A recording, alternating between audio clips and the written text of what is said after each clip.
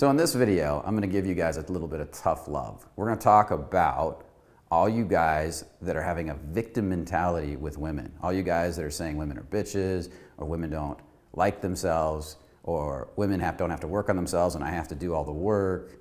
We're going to take a look at that today, and we're going to talk about what's really driving that.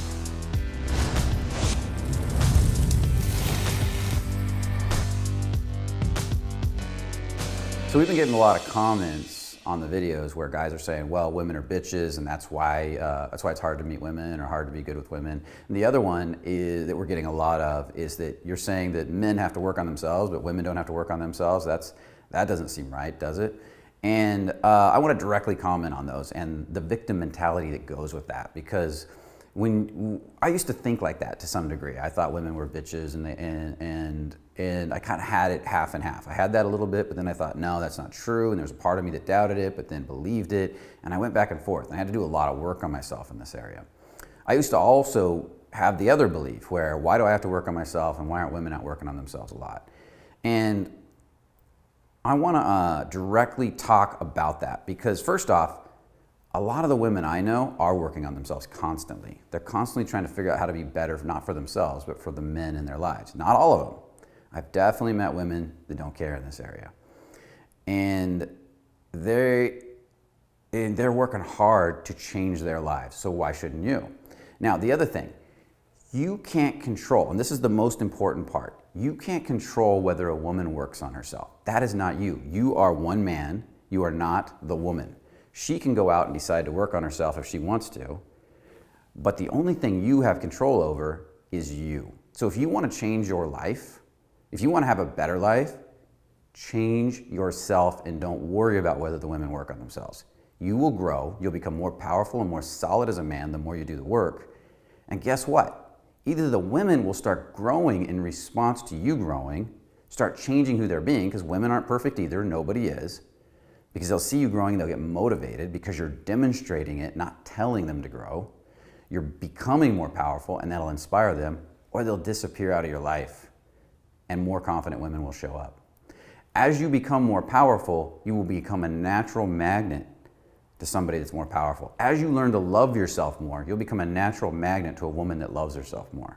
Whether it's the woman you're with and she starts loving herself more now, or the women you're meeting, or some other woman that you haven't met yet. One of the things I've distinctly noticed over the years of doing this work is that the nature and the confidence of the women that come into my life now are radically different than the women that used to come into my life. The women that come into my life now are super giving, super loving, super awesome, really. Every one that I have dated or have met has been amazing recently over the last few years. But if you go years back, there was a lot of drama, there was a lot of pain, there were a lot of problems because they were a direct match to who I was being.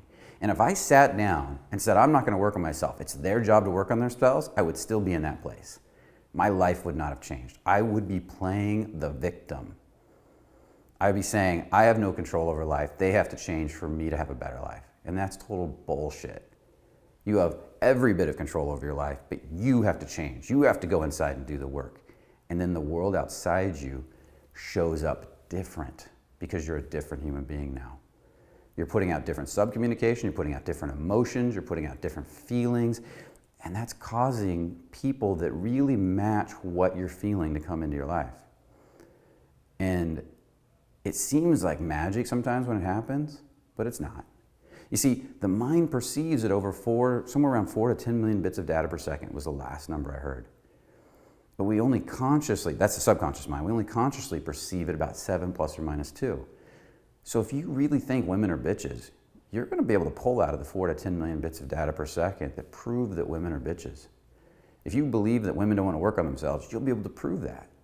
If you believe women are awesome, you'll see that in the world. If you believe women are giving and you have worked on yourself to the point where you really feel women are giving women are going to show up in your life everywhere. Matter of fact, some of the women in your life that didn't seem to be giving will suddenly become giving because subconsciously you'll be communicating with them differently. And it'll almost seem like magic how these relationships change too. See, we don't literally see how much we affect people with our subcommunication. You don't see how much you tell women to reject you right as you're walking up, but I see it every night when I go out. Well, I don't go out every night, but when I go out for workshops and teach and work with clients, I see all the time how the clients are telling the women as they're walking up, I'm not good enough, reject me, through their subcommunication, because I've been doing this so many years. And then you want to blame the women for that? The only person you can control is yourself. Change yourself, they'll change. If I was working with a woman, and I have, I would tell them the exact same thing. Matter of fact, I had one female client many years ago that came to me and said, I can't meet a guy. I can't meet a guy. Guys don't like me. She kept insisting that, and I laughed at her because it was not true. I didn't laugh in a mean way. I just kind of chuckled. But then I had a talk with her about it. I asked her a lot of questions. And once I understood what she was doing to get the guys to reject her, with a few subtle changes, we went out one night and she had more guys asking her to dance and flirting with her than she'd ever had in her life. And she was shocked at the change, all because she was willing to make a few changes to herself. So if you just want to blame women, you want to play the victim, get used to the life you have now, because it's either going to stay the same or get worse. If you're ready to make a real change, well, keep watching videos, keep learning, keep working on yourself. Surround yourself with people that are growing, that are changing, because you're either dying or growing all the time. You're never staying the same. It's impossible. So which life do you want to live in? See, for me, personal growth, changing myself, learning to love myself is a daily ritual, just like brushing my teeth, bathing, taking care of all the eating, taking care of all the basics. It's part of who I am. And I will be growing till the day I die, and improving myself to the day I die, and surrounding myself with people that do the same thing. I'm not going to be concerned with what the outside world thinks of me, because as I change, I'll draw the people that match me into my life. As I love myself more, I'll draw people that love themselves more into my life. So which life do you want? So with all that said, make sure to comment in the video. I'd love to hear what you think of this video. And I also want to know more about what you want to learn. I want you to tell me or tell us at Fearless what you want us to create videos on, because that's important. Make sure to subscribe and so you don't miss any of these videos. I work hard to put out these videos, and any one of these videos, if it could change your life 1%, could have a radical effect over a lifetime. So again, make sure to subscribe. And check out thefearlessman.com. If you want to meet me live or come to a live event or get on one of our webinars, that's the place to go. We got all our live events there. We got all our programs there, and I would love to meet some of you in person. I love working with each and every one of you. So maybe I'll meet you in the future. And with all that said, remember, only the confident really live. For guys out there, this may sound crazy, because I know some guys are out there going, but I really do want to get laid. You're going to find, if you actually succeed at getting laid without connection, that pretty soon you feel even shittier. And that's the hard part to get. So with connection comes from what your body burns out. I used to be like that, and I used to work all the time.